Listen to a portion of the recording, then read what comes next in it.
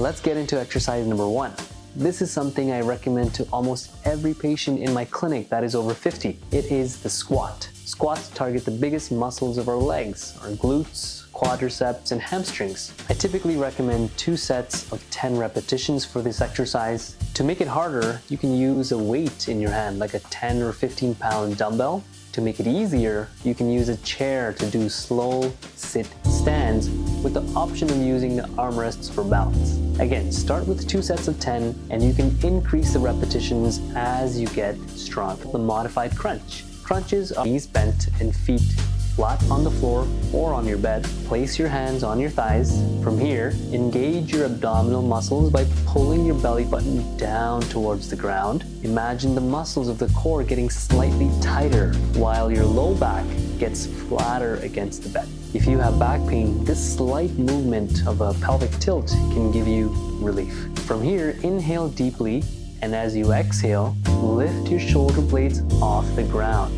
Focus on using your abdominal muscles to curl up rather than pulling with your neck or chest. Only go as high as you can, holding for a moment at the top, and slowly lowering back down as you inhale. Repeating for 2 sets of 15 repetitions. If you have neck pain, you can place your hands lightly behind your head for slight support.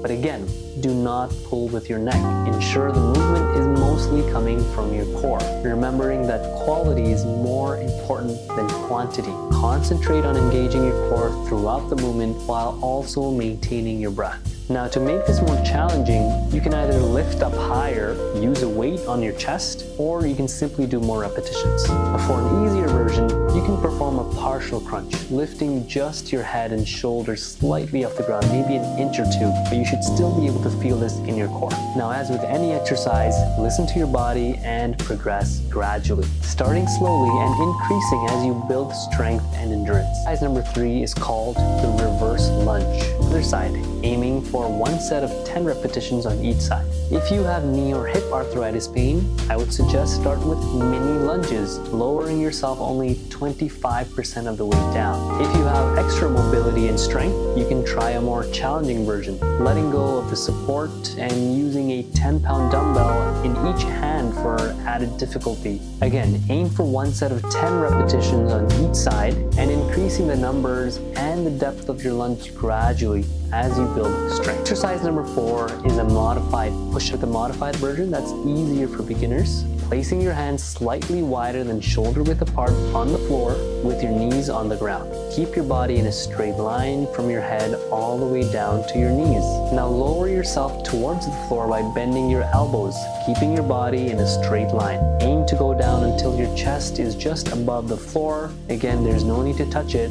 Slowly pushing yourself back up to the starting position in a smooth, controlled motion. Engage your core and keep your body straight throughout the movement. Aim for 2 sets of 10 repetitions. The glute bridge and maintaining control throughout the descent. Performing 2 sets of 10 repetitions. To make the glute bridge more challenging, try incorporating a single leg variation. Lifting 1 leg while performing the bridge adds way more intensity and engages your stabilizer muscles of your side glutes even more. For a more easier version, start by focusing on squeezing and holding your glute muscles while keeping your hips close to the ground. You can gradually lift your hips just 1 to 2 inches off the floor as you build strength. Over time, you'll find you can lift higher and perform the exercises with greater ease. Now, 2 key tips for those over 50: ensure that your core muscles are engaged throughout the movement and try not to extend too much through your lower back or arching backwards.